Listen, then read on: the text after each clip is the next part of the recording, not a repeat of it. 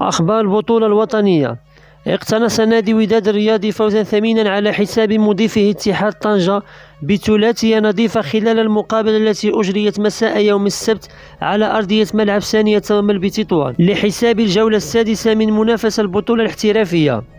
ومجريات المباراة عرفت ضغط كتيبة الوداد منذ بداية عبر خلق العديد من الفرص إلى حين الدقيقة 19 حين تمكن مهاجم البحري من افتتاح النتيجة، وتمكن الشرقي البحري مرة أخرى من هز الشباك لصالح الفريق في الدقيقة 65. وعاد النجم المباراة لتسجيل الهدف الثالث في الدقيقة 76 يكون الفوز لصالح الفريق الأحمر وليرفع رصيده إلى 13 نقطة، فيما تجمد رصيد اتحاد طنجة في 5 نقاط.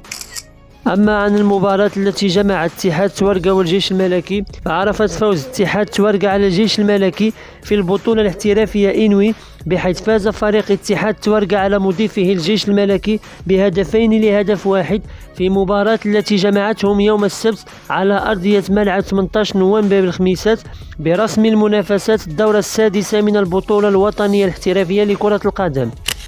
وبالنسبة لمباراة المغرب الفاسي ومولودية وجدة، بحيث عرفت فوز المغرب الفاسي على مضيفه مولودية وجدة ب3 أهداف لهدف واحد مساء يوم السبت ضمن الجولة السادسة من بطولة الاحترافية.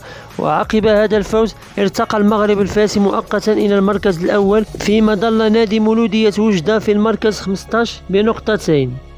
أما عن الدوري الإسباني، النصيري يتألق بهدف رائع وينقذ إشبيليا من الخسارة أمام رايو فايكانو، بحيث أنقذ الدوري المغربي يوسف النصيري فريقه إشبيليا من الخسارة بعدما سجل هدفا رائعا مساهما في التعادل القاتل أمام فريق رايو فايكانو بهدفين لمثلهما مساء يوم السبت ضمن الجولة التاسعة من الدوري الإسباني.